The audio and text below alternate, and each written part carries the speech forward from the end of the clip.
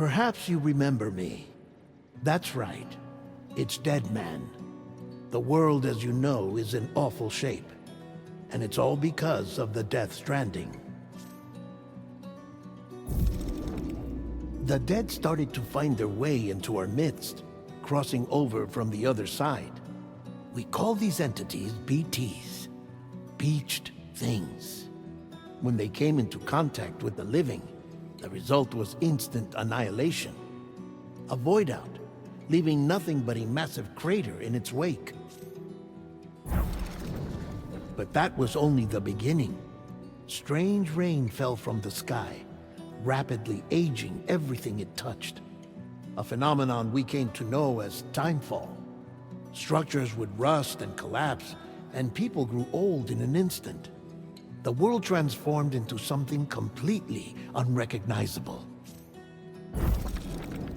Those who survived these changes came to fear both timefall and BTs alike. They withdrew into the remaining cities, which in turn closed their doors to outsiders. People ceased to travel and stopped meeting in person. They grew distant from one another and became further isolated. The social, cultural, and political bonds between humans began to crumble. The Death Stranding was hastening humanity's extinction.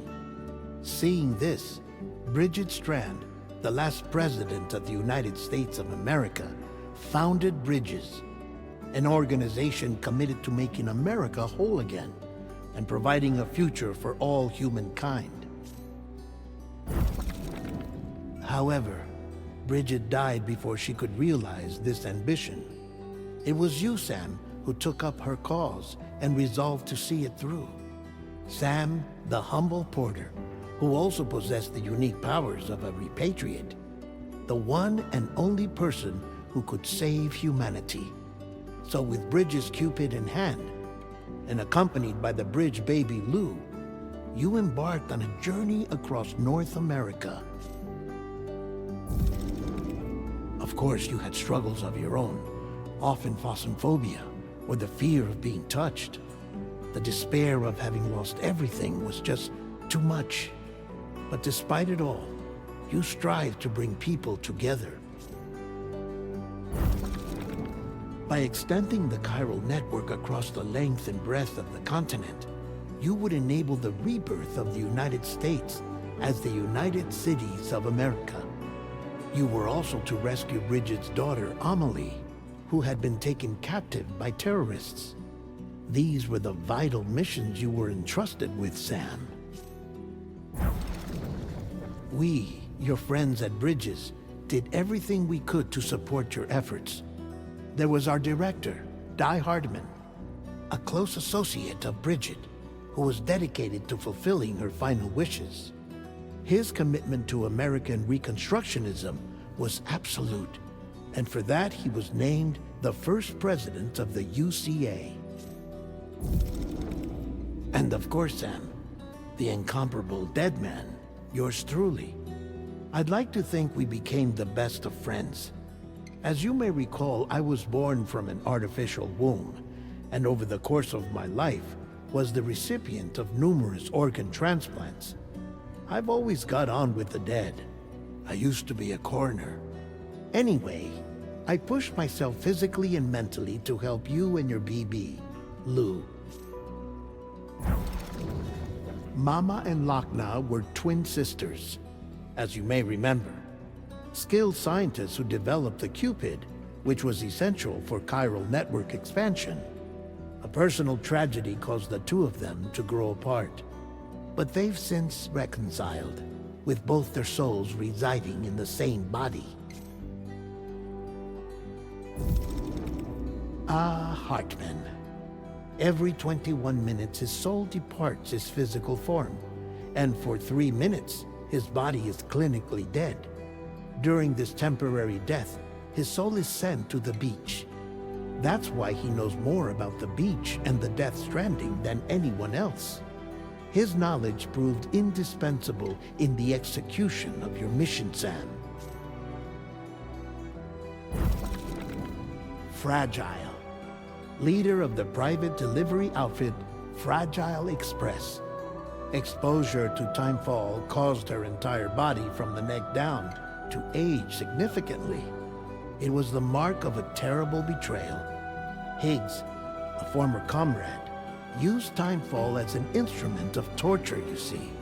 To no surprise, Fragile was hell-bent on getting revenge. But after meeting you, Sam, she had a change of heart.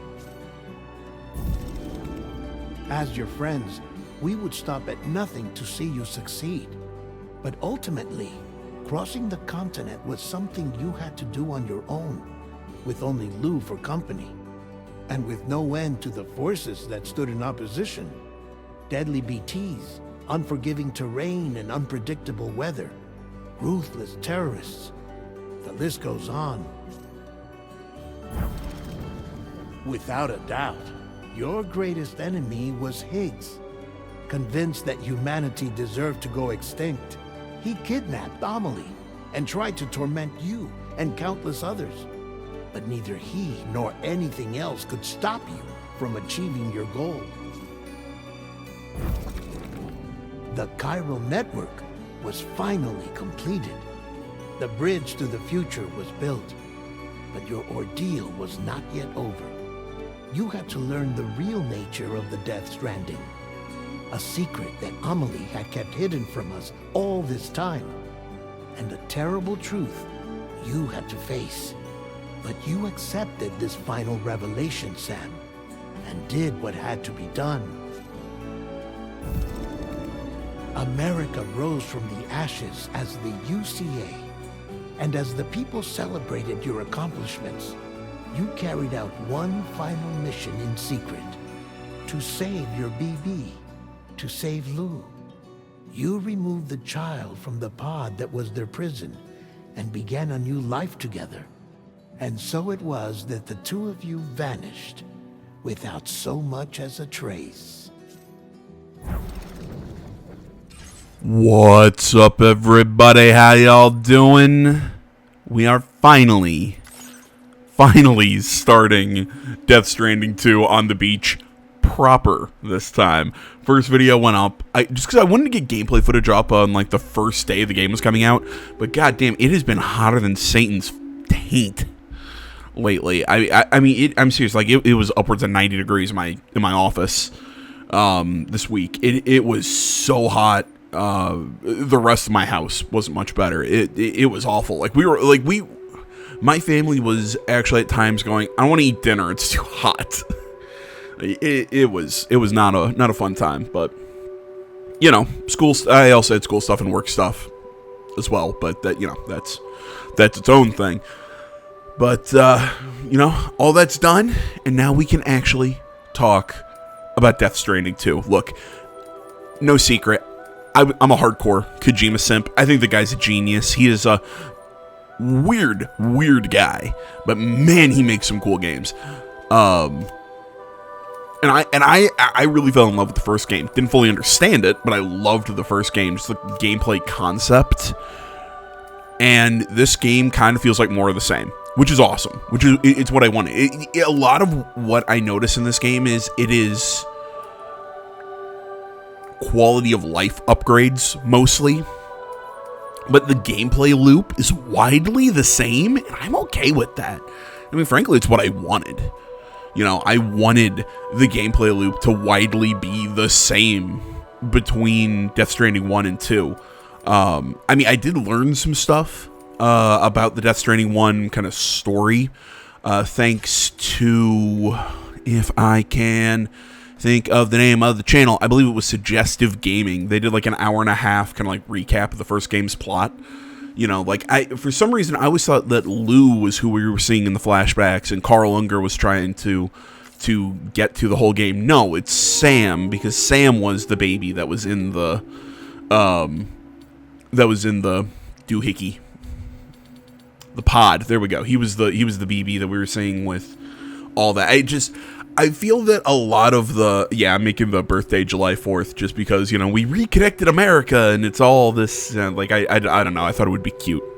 especially because I'm like, I want the birthday, whatever weird birthday event is going to happen, I want it to be like, you know, while I'm recording the series, and I have been fucking marathoning this game. If you're wondering why I was able to record but not able to do stuff on it, because my Adobe really locks up and has problems, especially when my PC gets really hot. So I didn't want, you know, the video to come out all screwed up, the whole thing. But yeah, I learned a lot of the things that I was kind of curious about. I would have put that in that font in a different color. Having that white on the light gray background is really hard to see. But yeah, long and short of it, I very much enjoyed the first game. I'm super excited for the sequel. You see a cute baby.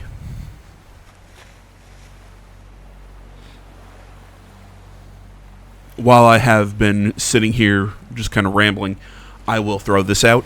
If, as you watch this series, and you notice, hey, there's any, you have an idea of how something will flow a little better. I have pretty much included everything. You know, all of the, you know, running around and helping people and, you know, just doing generic deliveries and whatnot. I have recorded everything that I have played. Like, for a lot of that stuff, because, like, sometimes if I go off and start doing standard deliveries of just delivering random stuff, it can be over an hour and a half or 2 hours of footage. So I'm like, I'm going to speed things up and, you know, I'm going to play around with it. But if anybody's got any, you know, suggestions on how things could be done a little more smooth, happy to hear from you guys. I've always loved porters. Through freezing rain and biting wind, across rivers, mountains, and endless deserts, they come to deliver something priceless. This actress, she's a glimpse of a life French, right? They're my window, my sole connection to the outside world. And I know they'll be back again today. I would very much like to listen to her deliver her lines in French. I mean, don't get me wrong. I love Quiet. I love Fragile. Or Fragile, whatever. I don't know. I just... I saw those. My first question was, wait a minute. Are there Jawas? But yeah, I really like Fragile's character. It's just sometimes her delivery is a little stilted. But again, I think that could just be because I think English is her second language, and I'm pretty sure she's French, and it's just the French accent. So it's one of those that, you know, not her fault or anything like that. It's just, you know.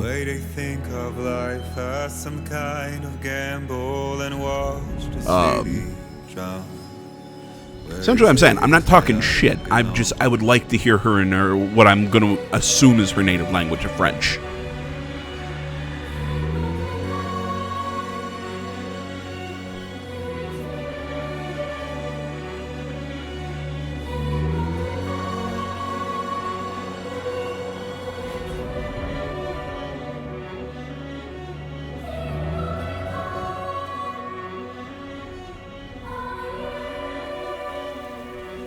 You know what? That transition from, like, the live action footage to the rendered footage was actually pretty nice. I mean, you could definitely see the change, but it's not bad. Like, I remember when I first saw it, I'm like, is this like real life footage, or is this, you know, I couldn't tell exactly what it was when I first saw it. It's pretty clear now looking back on it, and, you know, when you see the transition, but the game itself looks really nice. Aww. Who's a cutie? Aw, look at you, little Lou.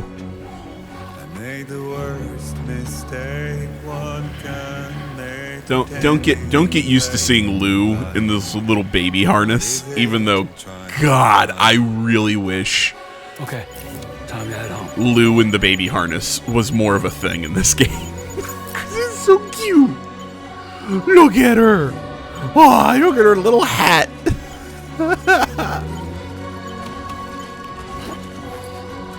I also like Sam's duster.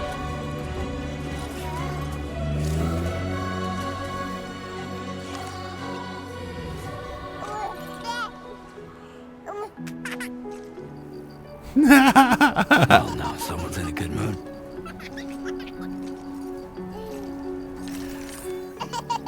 Oh, so I'll cute. get you fed. Aww.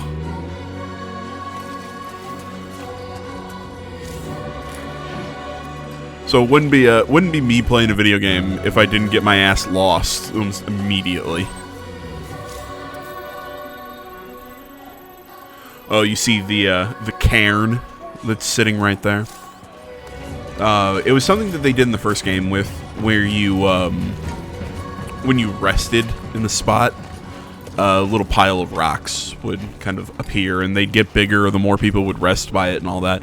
I'm playing kind of like what I was doing with Monster Hunter, where I'm playing online. I'm not sure if you call it online single player, but I'm not having other people, deliver materials or anything. I like the concept that Kojima was going for with that, where it's like we're all connected and there are other porters out there to help you, and it's other people in their game, and it's a really cool way to add a multiplayer element to a single player game. It's just, as I always say, it's just not for me. I very much prefer just a dedicated solo experience. So, I'm not having anyone else placing tools down in the environment for me. I'm not having people deliver materials to build roads. Pretty much everything that I'm doing. Yeah, there's a photo mode that I'll try to use in a while because I find a koala, and I'm very happy about that because I love koalas. This is half me running around because I'm like, wait, where the hell am I supposed to go? And also half me just goofing around, kind of figuring out the controls. What was I saying? Oh, right. Yeah, the multiplayer element of this game it's I guess it wouldn't even be multiplayer, quote unquote, but it's just the way this sort of cooperative style. I understand it. It fits in the themes of the game. I get why, it was a really cool idea. Just not for me. So, I am playing without any of those features, just if anybody was curious. But yeah, the first objective was head down the ridge. So I was running down this along this this cliff here, thinking, oh, okay, I'm supposed to run there. No, I'm supposed to go down this thing because this game traversal is. I'm not saying that you have more options necessarily than the first game, but you definitely... It's stuff like this. I feel like you can interact with the world a little better. It looks a little bit more natural and whatnot. It's really well done. I mean, I think they make great use of the PS5 and everything. Obviously, Kojima's gonna Kojima during this game, and he does some things that are some pretty heavy nods. There's a moment, I was playing last night. Actually, I went to a movie with my brother-in-law. He and my sister have kind of moved in for the summer. But me and my brother-in-law went out to we're gonna go out to a movie, so it was one of the last things I saw last night. But it shows this guy put on a headband, and he looks up, and I'm like, oh my god, Kojima, you can't do that. You can't. You're thumbing your nose at Konami. Come on. How close are we to breaking a copyright there? If anybody's curious what movie me and my brother-in-law went to go see, we went to go see The Ballerina. It was that In the World of John Wick movie. If anybody's curious, my thoughts on it, it was okay. It was fine.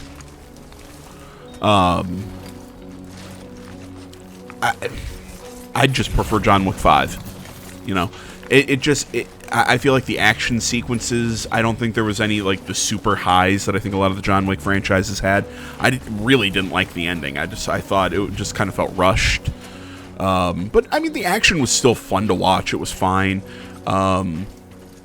You know, they didn't do the whole, you know, oh, hey, we have a female character, so we have to girl boss and essentially make her a dude. No, they actually didn't. They had a few moments of girl power at the very beginning, but beyond that, they actually made her really good, like a good character. You know, well, I say good. I guess the bar is low because, you know, I watched her and I'm like, I don't love this character. I don't have like some super interest in seeing her in another film, but she did just fine. And they had her fight John Wick at one point in the movie, and guess what? John Wick beats the crap out of her. You know, she's not beating him, and so they were able to actually maintain John Wick's character without having this new character come in and beat up the old one. Like, for everything, if they were going to add this character, they did it in the right ways. So yeah, now we get like earthquakes and shit. So it was a good movie. It's perfectly fine. I had fun. Granted, we got back home at like midnight because we went to the last showing, so it was like at 9:25. Though we have a theater with a bar in it, so I get to watch the movie with a beer, which was pretty fun. Oh, hello, Rosie. Along with my sister and my brother-in-law, we also got their 3 cats with us, and their cat's Rose is sitting here on my other desk, right next to me. She's getting scritched. Aw, calm down, Lou. Okay, you're all right. Who's up, go baby? But yeah, so Rosie's sitting here. She's getting scritched, which is surprising because usually she's pretty. She's pretty like a don't look at me, don't touch me, kind of cat, you know. Oh, look at the little smile. Aww. Usually I pet Rosie here, and she sits and starts meowing like my hands are covered in acid. Can I hold you, sweetie?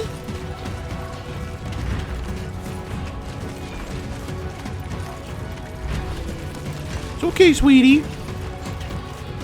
Yeah. Can you hear her? She's okay. I'll put you down, sweetie.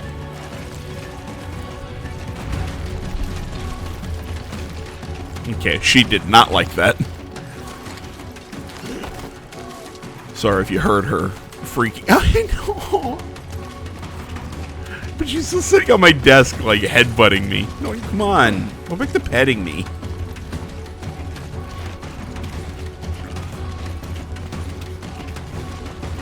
You're such a sweet girl.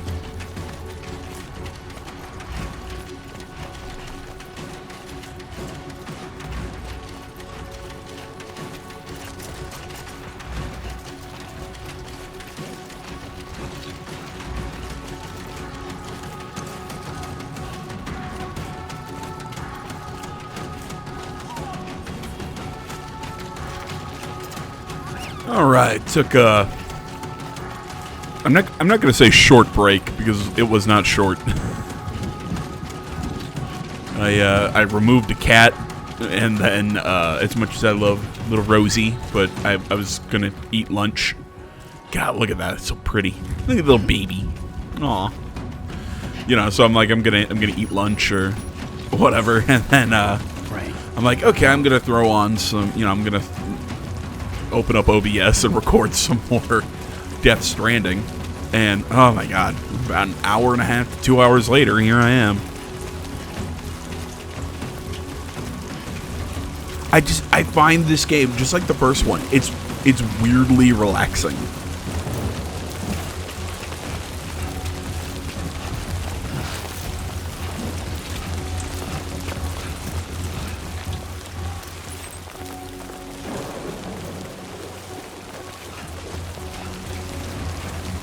And, you know, I gotta say, I really like this. this mountain climbing as kind of like our first bit of traversal in this game. You know, the first game, you know, we got to see, you know, kind of a cliff and trying to find our proper handholds in every way to kind of like get down. But in this game, it, you know, you almost it's training you almost right from the get to kind of see paths, to see how you can move around the environment. I think it's actually it's a well-made I'm not sure if tutorial is the proper term, but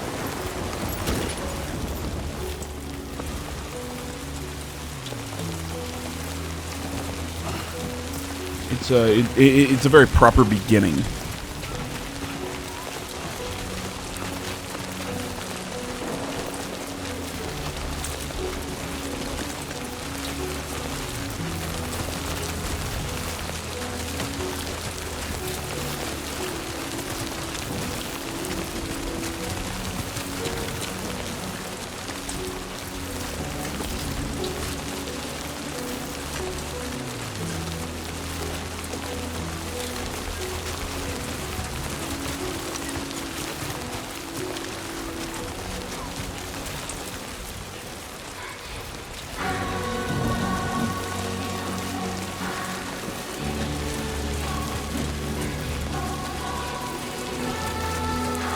Almost there.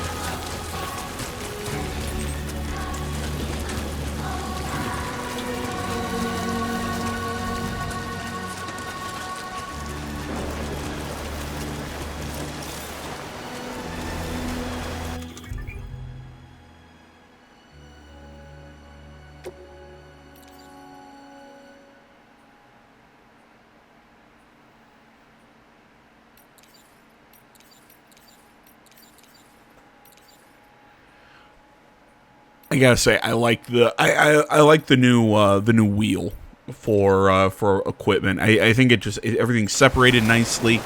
It takes a touch getting used to, but it's pretty nice. So you see, you can drop ladders, build your first structure. And I like how it tells you, you know, like, you can place something. If you don't like the placement, you can actually, you know, pull it down and then put it back up. Once you walk on it, it's set, but...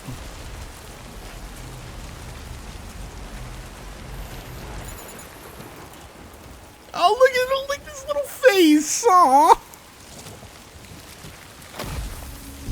Actually, Lou is a girl, so I guess it should be, look at her little face.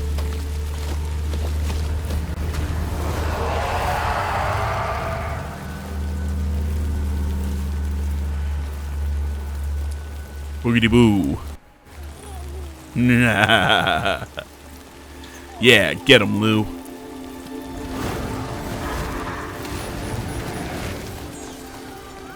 I actually thought this was really cool.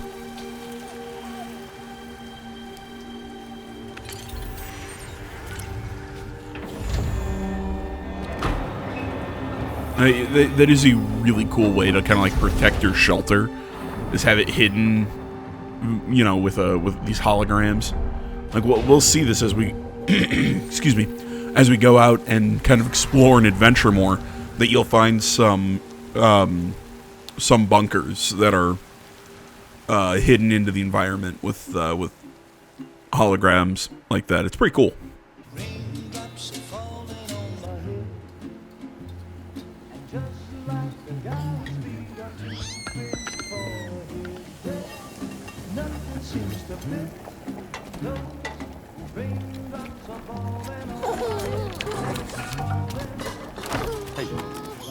Not bad, little porter. Yeah.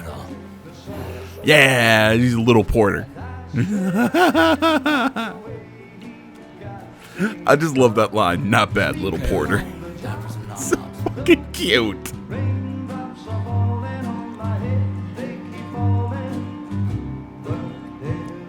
Come on, open up. There you go.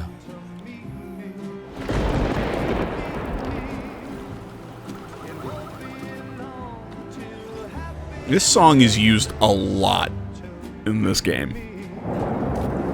There's a character later on that heavily uses this song. I love how they're trying to hide her. Like, come on, we know who this is. You know, with as soon as the umbrella got pulled.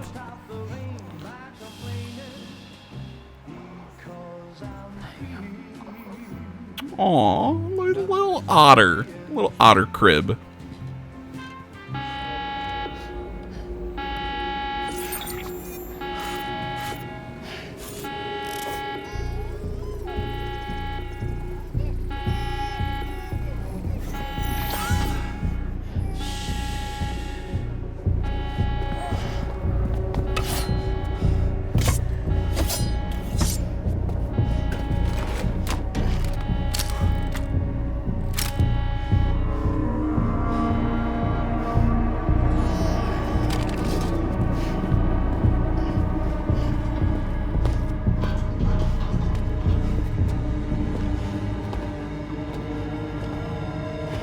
Who's there?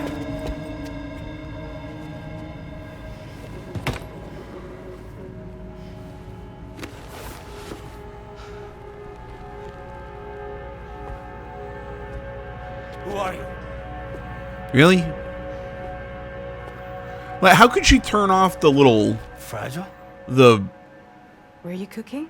hologram and you were not able to tell it was her? What are you doing here? I've been looking for you. I don't like her new haircut in this game. I liked her haircut, I think, better in the first game. If I'm being honest. Oh, look at you. Oh, you're a cute baby. Oh, a baby. Wow. Lou's growing up fast. You two look good. Like a happy family. Here's a gift. The finest Carol printed diapers. Thank God. How'd you track us down? Your neighbor got hooked up to the Carol network. Service now extends to the whole region. If you see in that little pop-up up in the top corner, you can use Carol printers now too. it's sort of a Maybe further south. like a codex or whatever of just terms and everything like that. I don't go through them as nearly as much as I should, but you know, I go through them at a few different points. Or you could go through them. I just don't like breaking up the cutscenes to go through them in the. It's called the corpus. You know, I don't like cutting out the. You know, cutting through the cutscene and stopping it like that for it. So, you know, we'll go through them as we go through them. You care for a drink? Thank you, but no. I should get straight to the point. Business, huh? I mean, for a moment there, I thought maybe you wanted to catch up. I have a job for you. Take it, and that whole mess over how you left Bridges will be wiped from the record. You won't have to live in hiding anymore. What about Lou? That's a little more complicated. We're talking about a Bridges asset. You'll have to work it out.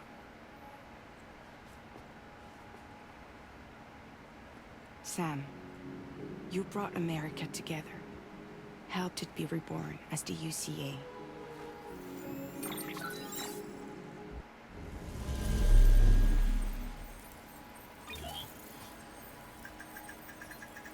But I'm afraid that Death Stranding is far from over. Humanity is still in danger, still on the brink of extinction. Don't act like you don't see it. A lot of things changed after you went off on your own, especially within the UCA. Bridges no longer oversees the distribution network. They withdrew once things were up and running. So your friends and co-workers all went their separate ways. And that's not all. Die Hartman is not the president of the UCA anymore.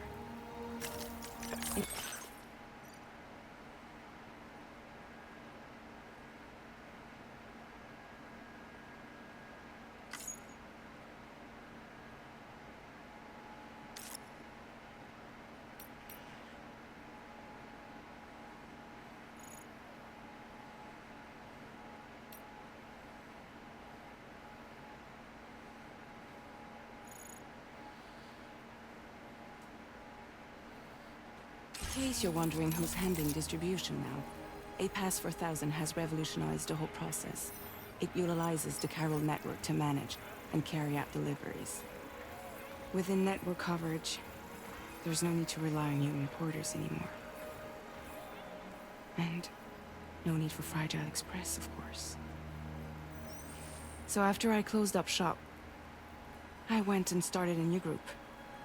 One that handles work in regions outside the UCA. We decided to call ourselves Drawbridge. And we still require the services of human porters. Yeah, we're not bridges, we're drawbridge. Preferably ones with dooms who can sense BTs. We just decided to get more specific of the kind of bridge. I'm asking you to go to Mexico. To extend the chiral network to the south. Just like you did when you went out west. You're asking, or is this coming from the UCA? Both. The UCA came to Drawbridge, and now I'm coming to you. So, what do you say?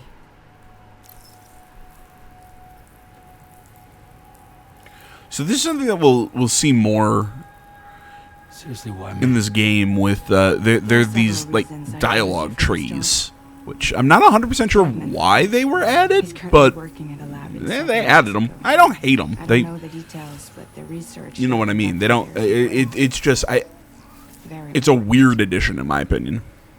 And there are certain things he'd like to tell you in person.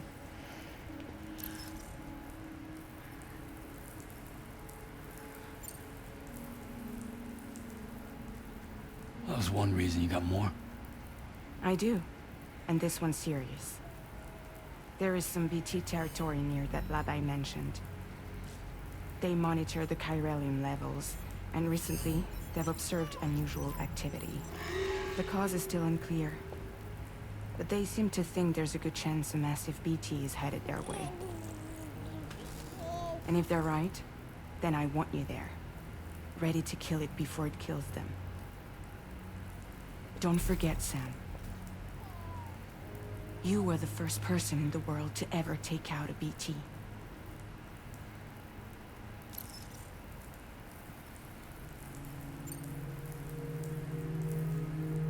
Guess that makes sense. Something's still bugging me. What? All this talk about extending the network into Mexico. Isn't the UCA basically expanding their territory? Taking control? Claiming it for their own?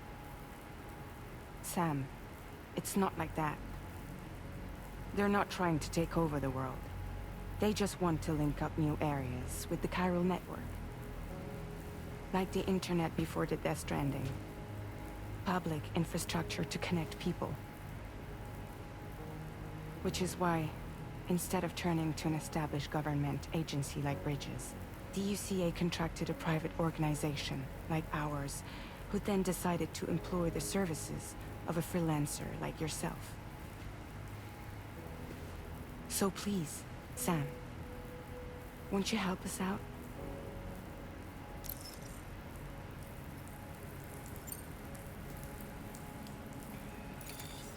Chiralium contamination is severe. Some areas have it worse than anything you experienced back in the UCA. The timefall storms are growing more intense as well. And, as you can imagine, everything in their path is subject to temporal acceleration. Objects and structures degrade rapidly, while animals and humans grow old and frail in the blink of an eye. Timefall often precedes the appearance of BTs there too. So you should do everything you can to stay out of it as much as possible. There are many other dangers, though. The rivers can flood in an instant, and earthquakes happen daily.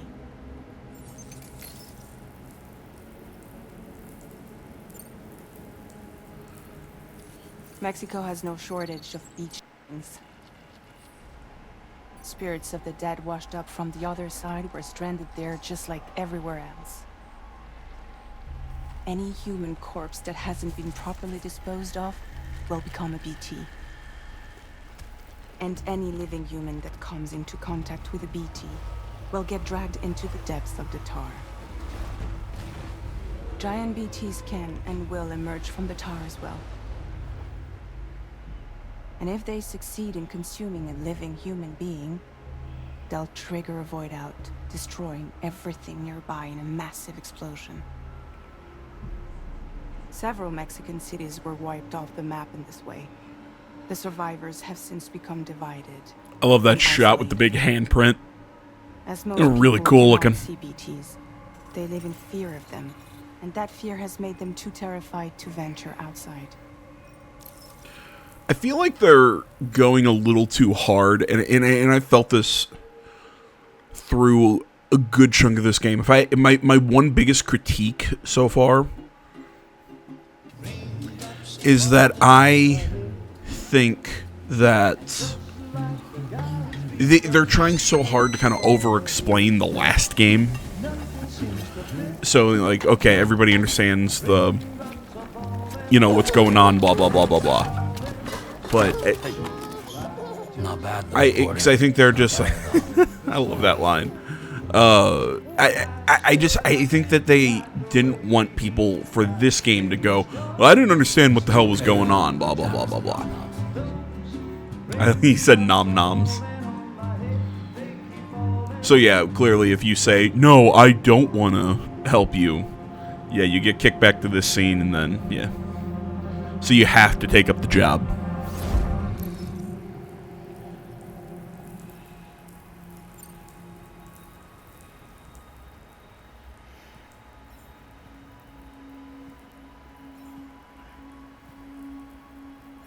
Yeah, all right.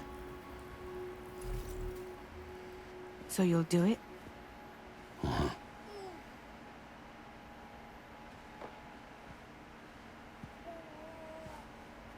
What about Lou, though? It's not like I can take my kid with me. If I do this, can you hold the fort for me while I'm gone? Like babysitter? We're inside the network. There's a child care app I can use.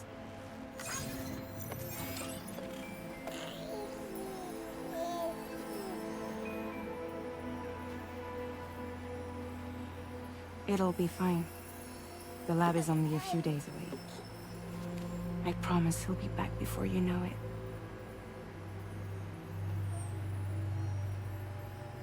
Link up the region as you head south, and come home safe. We'll be waiting. All right.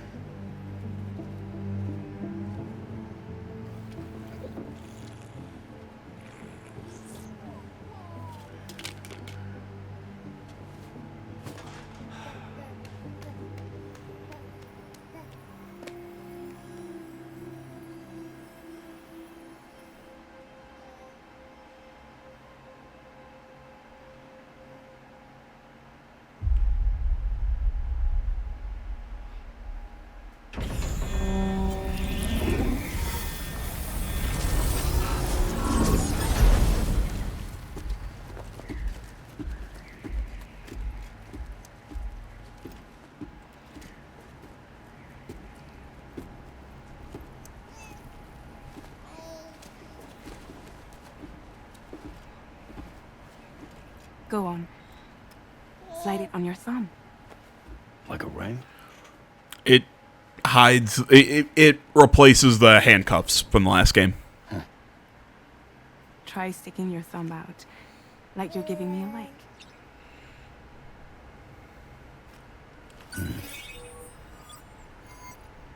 Access your ring terminal to view the map. From here you can check order details, as well as the cargo for delivery. Now then, let's review the mission that you'll be undertaking on behalf of Drawbridge.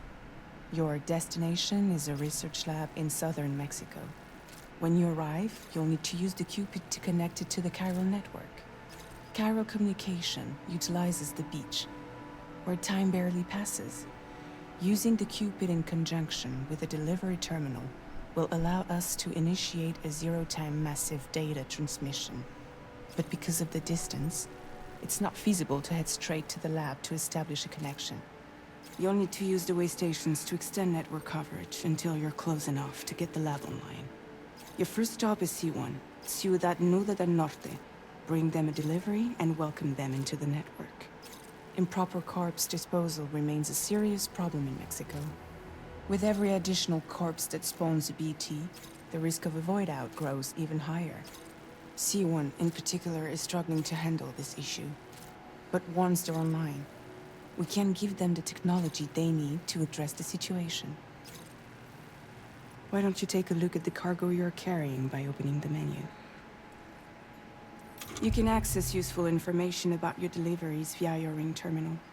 To review the cargo currently in your possession, select Cargo Management.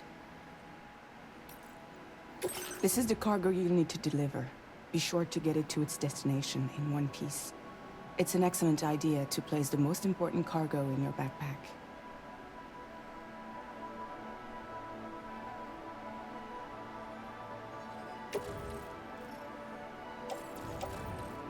We've given you some additional equipment.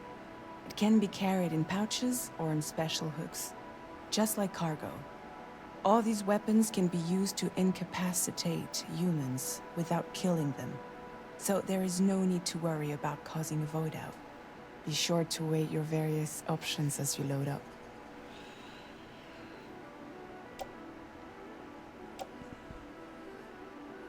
Okay, this is a change that I actually really like. With the guns, you no longer have to worry about, oh, am I using rubber bullets or lethal or whatever. No, they just decided, you know what, all guns fire something not lethal, blah, blah, blah, we're done. The Mauser handgun shoots like, it's kind of like a stun gun. It shoots like an electric kind of thing. It's not bad. Later on, I'll get like a silenced machine pistol that I prefer, but it's not a bad stealth option, especially because it's silenced. See your destination? There's a river you'll need to cross to get there. There are bandits in the area too. Armed groups that have attacked borders in the past. Think about what route you might take from your current location.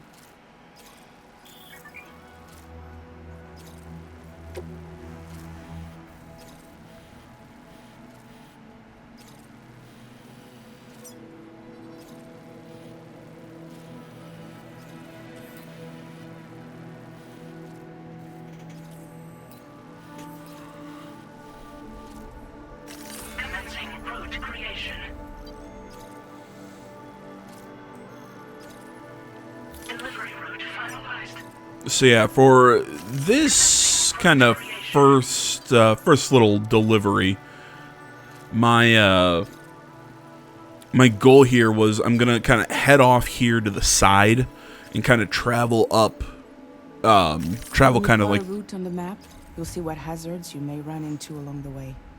You can face these challenges head on, or try to find a way around them. How you get to your destination is up to you, but think it over before getting underway. Honestly, I keep forgetting that it'll tell you like the risk level to get to this location, because I really don't create routes when I go out and deliver, frankly. Like I don't hate the tool. It's just I just don't. Though kind of giving you the risk level and everything and kind of like telling you, hey, here's the kind of stuff that you're most likely gonna face on your traversal. I do like that. I do like that change. Delivery route finalized. Commencing route creation. Delivery route finalized. Commencing route creation. Delivery route finalized.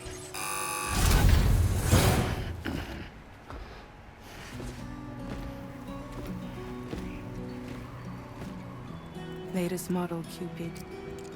Just completed. We decided to put a hold on network expansion until it was ready to go. Like last time, you'll be using it to welcome people into a whole new world. I don't hate the design of the new Cupid, but the last one I think was cooler. It won't be any harder than before either. The Carol network terminals are ready and waiting. Bridges saw to that. Emily's expedition split into two groups midway. The first continued west, while the second cut south into Mexico. But again, they were only able to lay the groundwork. Until you bring those terminals online with the Cupid, the network can't grow. I love the little face on the crypto biotes. No. Nom nom nom nom nom nom nom. No more baby food for you.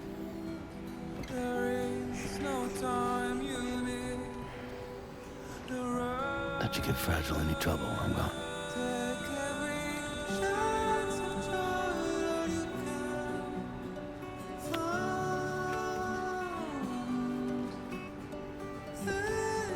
Don't you break my kid. Don't you break my kid.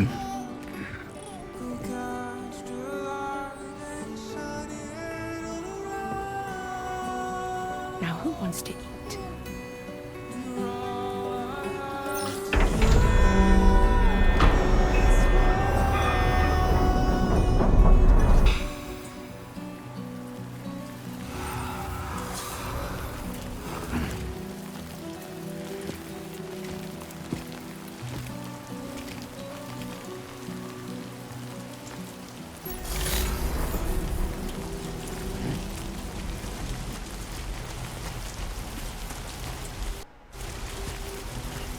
I don't know why the audio keeps doing that. It does it on my headset too. I don't know if it's a problem in my HDMI or what.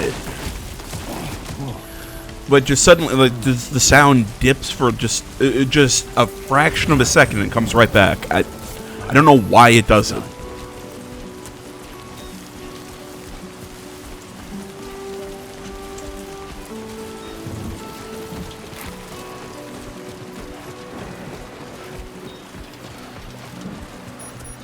Looks like a path.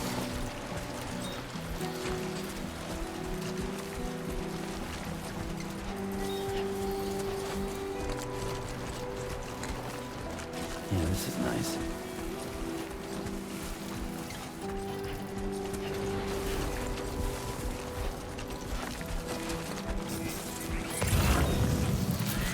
And see, this is why I don't like creating a route. Because I get it, they're just kind of like making checkpoints.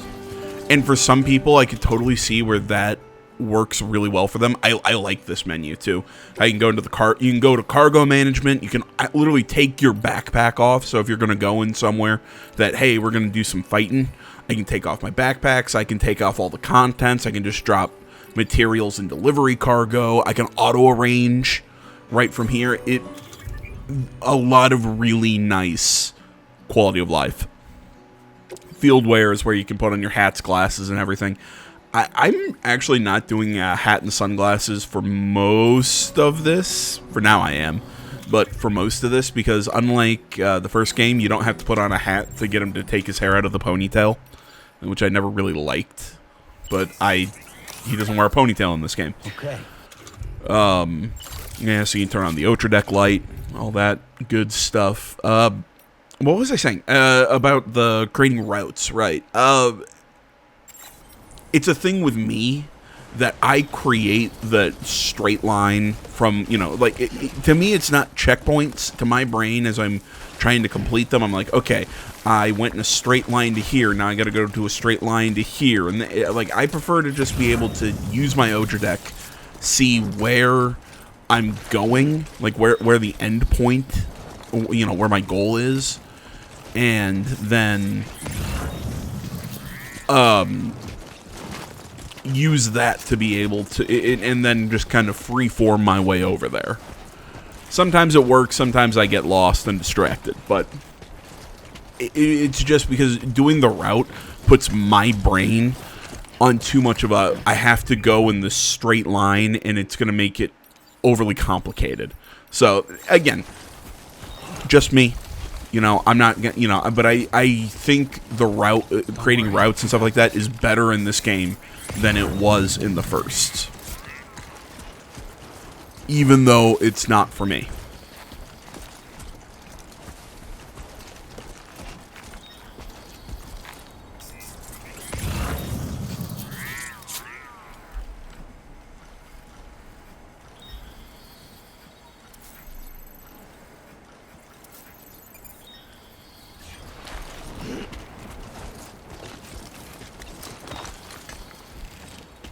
Come on, let's get this done.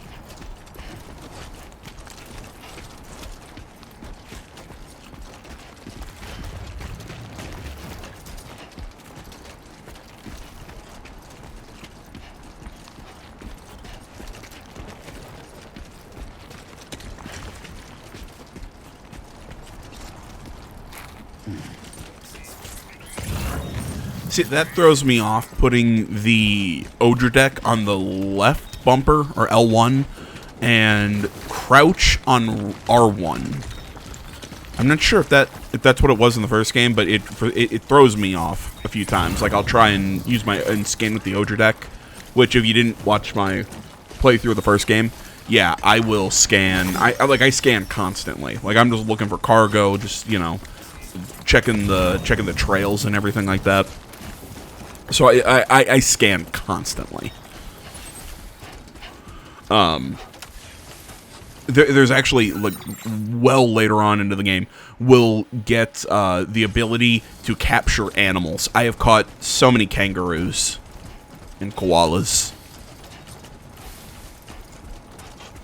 So, you know, even then you can scan them and you can find animals. Like, because, you know, we'll find an animal shelter and create, like, a little preserve. It's kind of cool.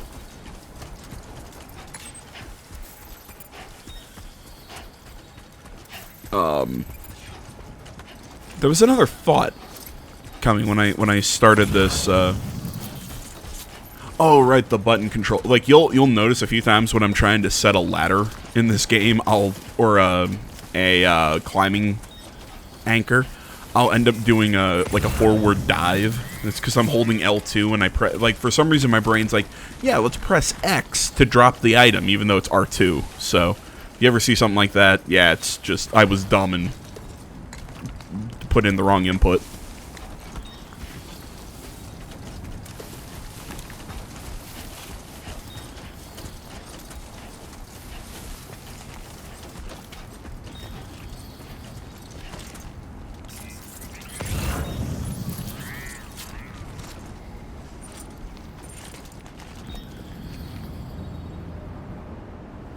As you see, we got a sandstorm coming in.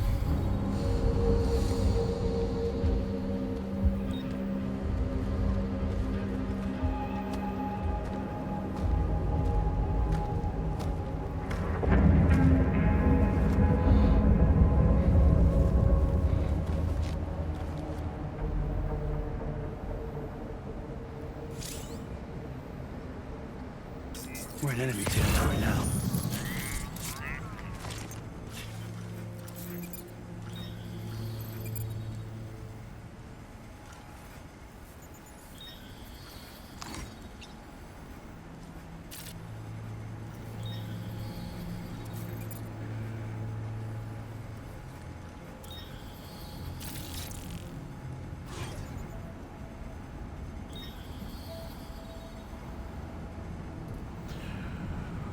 See, the sad thing is that once we get to, because I'm pretty sure I've said it, the main part of this game takes place in Australia. You know, this chunk in Mexico is kind of like the early chunk until you got to Port Knot City and got on the ship. You know, when you got on the ship for the first time to cross the Tar Lake. That, you know, that's kind of what Mexico is in this game. It's I think a little bigger. It's a little more open. Where I think that location in the first game was a lot more linear. This one is a lot more open. It's really cool. But we don't really get... I think I've seen like one other sandstorm in the amount of time I have played. Like, it's a really cool effect when it hits you. How everything gets covered in sand. It's coarse and it gets everywhere. Blah, blah, blah. Hayden Christensen. But yeah, I'd really like to see that effect come in more. I mean, granted, this game's got a lot of cool weather effects. You know, I've been in a bushfire. I have, you know, dealt with the earthquakes. They're called gatequakes in this game. There's a reason they're called them. We'll get to the whole thing with the gates in a little bit. But yeah, I mean, they do some more stuff with weather than just timefall. So I would have liked to see some of these sandstorms be a little more frequent. I get it, you know, if you see too much of it, it becomes just it becomes played out. But I would love to see more of it, just a little bit more, just because it is a cool kind of event.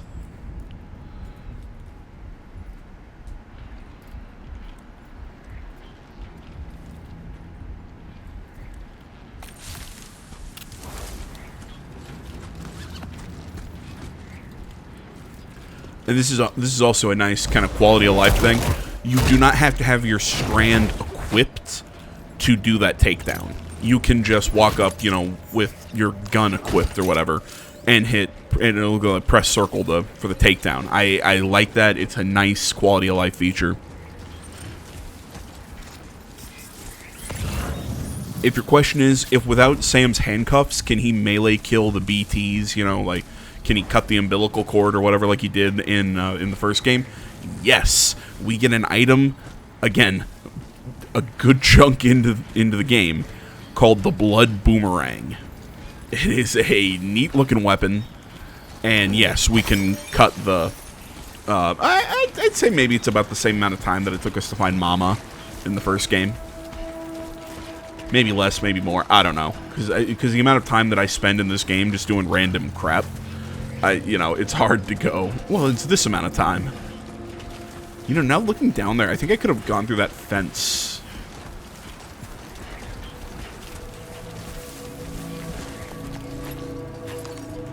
You know, now that I think about it, is this supposed to be the border? I don't know.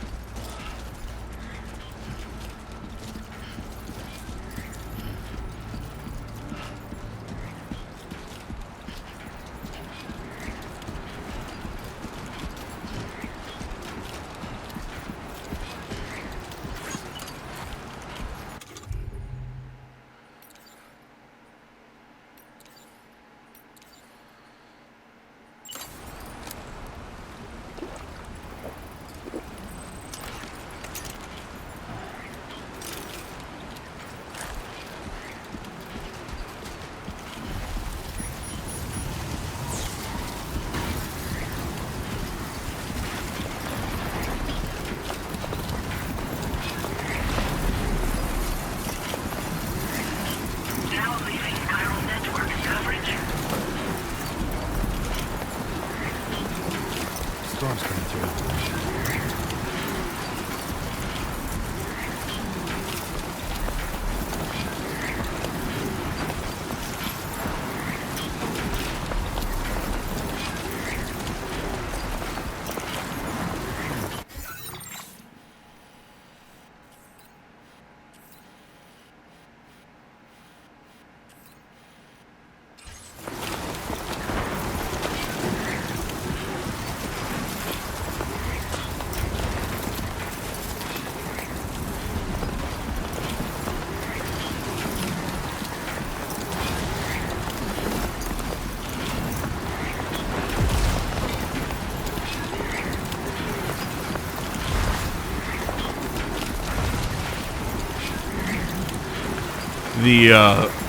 The thunder strikes that start coming down from the inside of this is pretty cool.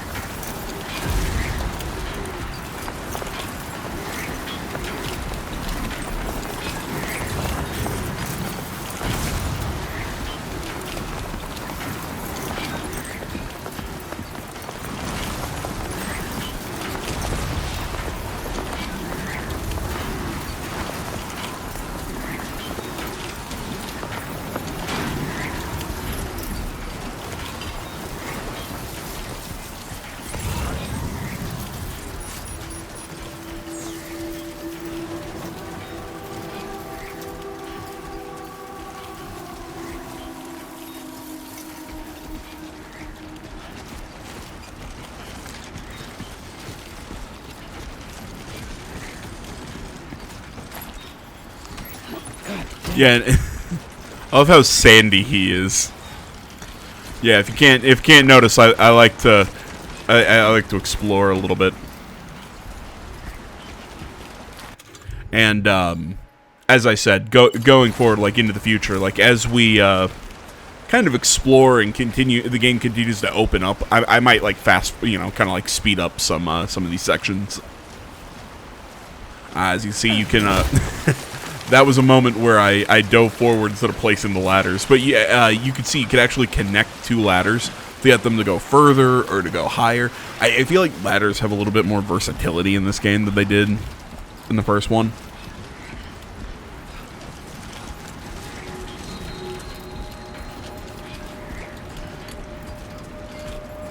Okay then.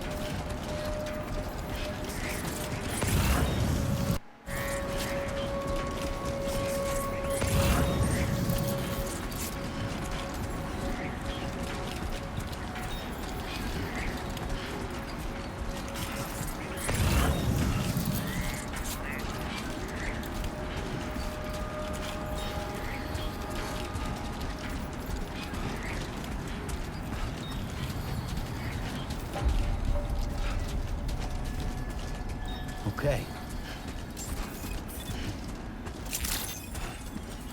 Buen dia, Sam. ID confirmed. Welcome, Sam. Security measures lifted. Weapons detected. Be advised that usage is restricted inside facility grounds. Access the delivery terminal to process your orders and requests. See, this is something that took me a little bit to catch. And you see the social strand service, which is cool because, you know, you'll get like little photo screenshots and things of characters kind of sending messages and whatnot.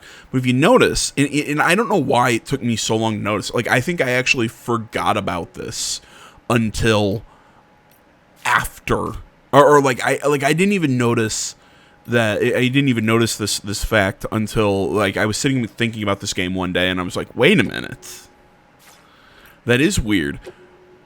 Why was Quiet's body not all shriveled and messed up from the time fall from her past in the first game? If anybody's wondering, well, is this a mistake? Is it? Nope. It is explained. It is explained. We meet a character, and a whole thing, it's explained far down the line. They never bring it up, though. They never point out that her again, I keep saying shrivel, you know, the effects of the time fall on her body. They never address it. It's one of those things that you kind of have to put two and two together. Like, once this other character that I'm talking about gets introduced, it's interesting. Welcome, Sam.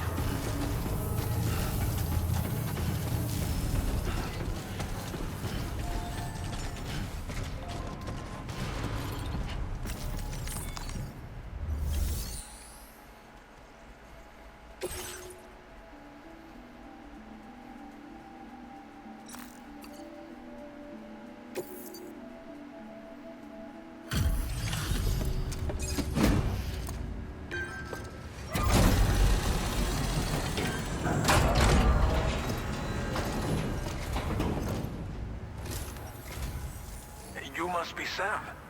It can't have been easy to come this far south. You're here to bring us onto the chiral network, right? Ah, that's a relief.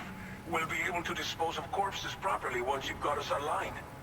That'll be one less thing for our residents to worry about. Anyway, I believe you have some cargo for me, yes?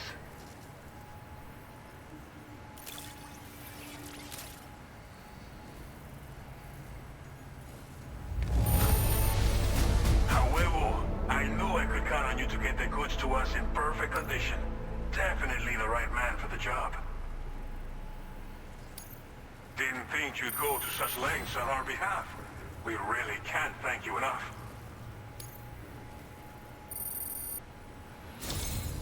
It's just like everyone says. You're a man that people can... Okay, use your Cupid to bring us online. The chiral gateway you brought us should allow us to establish a connection between Mexico and the UCA. And with state-of-the-art tech at our disposal, we can finally solve a lot of our problems.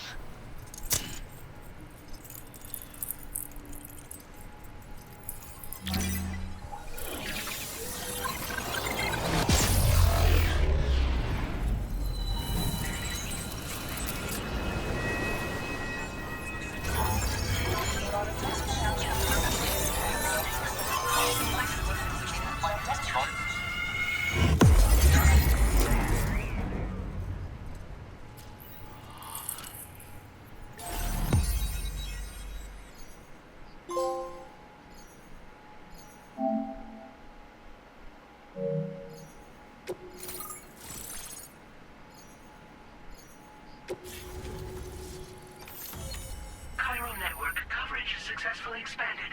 Commencing data collection.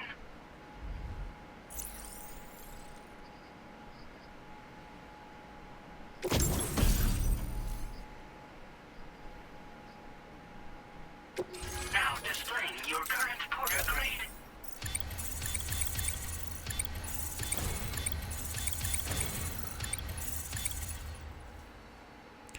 I'm still not 100% sure how to boost Bridge Link. Congratulations. All the other ones are pretty simple, but Bridge Link I'm not 100% sure how to boost.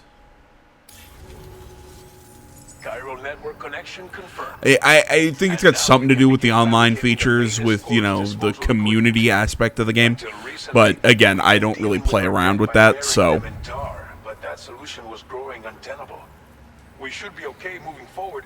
I really can't thank you enough. You must be exhausted after your long journey. We've prepared a private room for your exclusive use. There are countless dangers in these parts. You should rest until you're fully recovered. Don't push on until you're ready. Please, stay here before you set out again. As I mentioned before, we've been taking them to a nearby tar pit and dropping them in. Unfortunately, we took it too far. And it wasn't long before the whole pit turned into a BT area. In trying to prevent the emergence of BTs, we ended up facilitating their creation. And with the constant timefall in the vicinity, gyro contamination has only grown worse. All these problems have contributed to an increased suicide rate, which in turn has resulted in even more bodies that we've had no way to dispose of properly. But thanks to the chiral network, we can now fabricate the corpse disposal facilities that we lack. Everything's going to be all right. Well, our corpse disposal problem is no longer an issue thanks to you. But there's nothing we can do to get rid of the BT area we created. Fear of BTs and damage from timefall and chiralium exposure will continue to be a concern. And let's not forget about the bandits willing to attack travelers and facilities. But so long as we remain connected to the network, we'll have access to new tools and technologies to help combat these threats. You brought us more than a connection to the outside. You brought us hope. Thank you again for everything. I'll get started right away on preparing your next order for you. By the time you wake up, it should be good to go. You'll just need to access the delivery terminal here.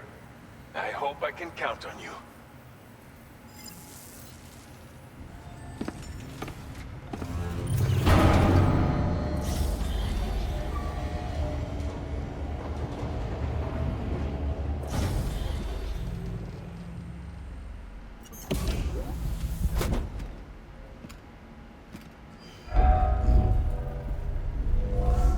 Welcome, Sam. Please relax and enjoy your stay.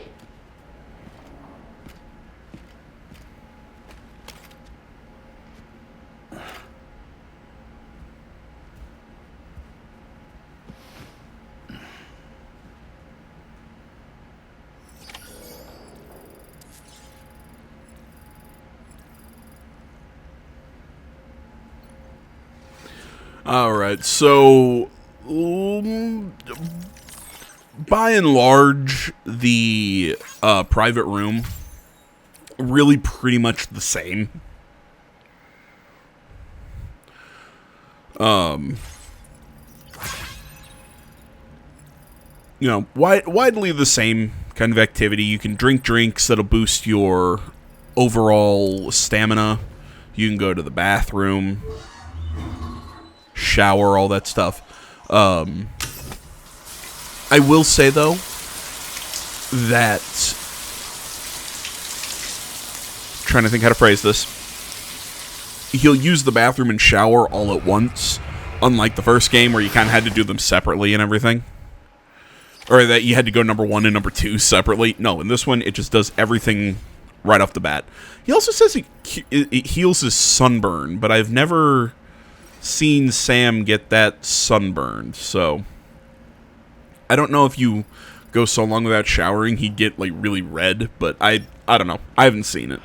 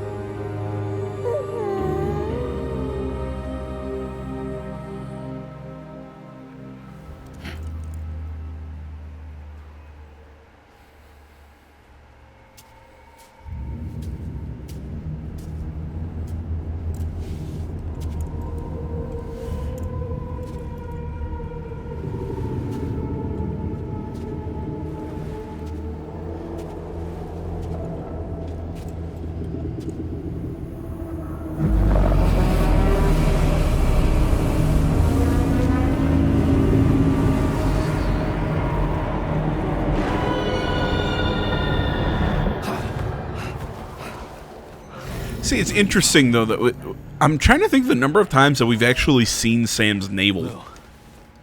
Are you alright?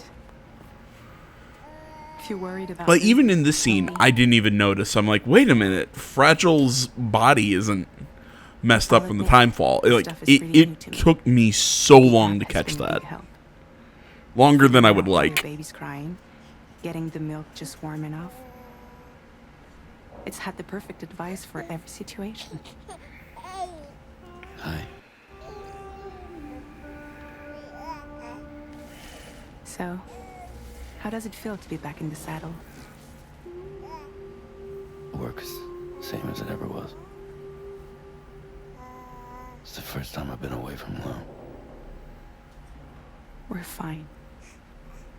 Trust me. Just focus on the road, okay? Yeah.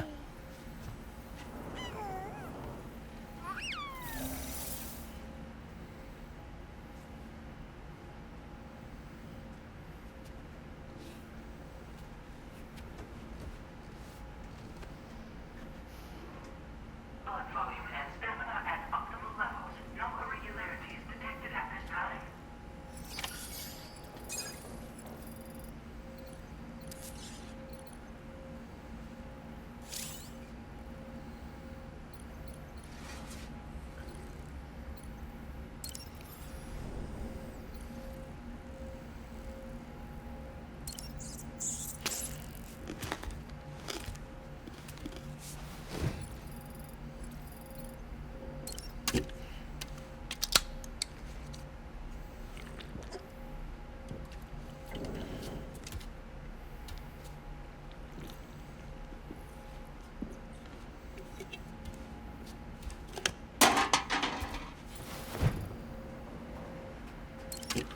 Chiral tea.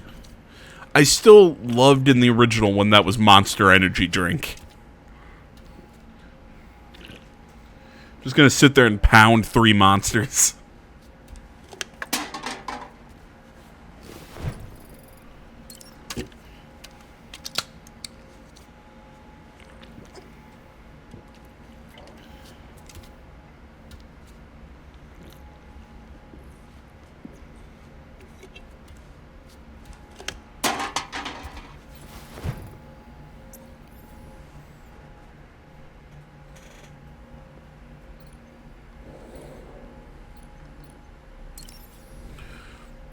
So this is how you can customize your look. You'll get, you start with the black camo. Eventually you'll get kind of like a yellowish camo for deserts. And, you get like different camo colors. That's kind of cool. You can wear the hat backwards, forwards, however you'd like. You can wear your sunglasses. You can change the color of the sunglasses. Pretty basic stuff.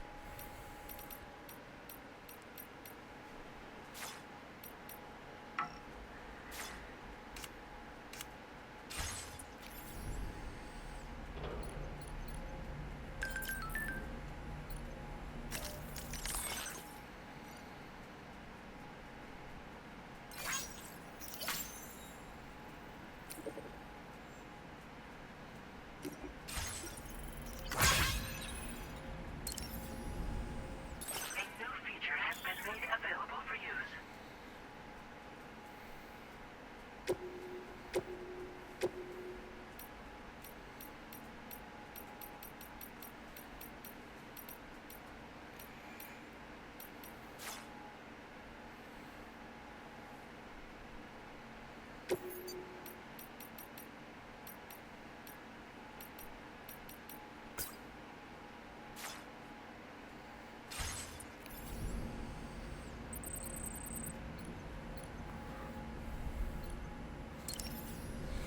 But yeah, so you can just make upgrades to the backpack and yada yada. You can customize like what you'll see like from the outside. You can eventually you'll notice you can choose to wake up in the morning or in the afternoon or night. So you can kind of like really kind of like pick the time of day that you want to go out and adventure in and whatnot.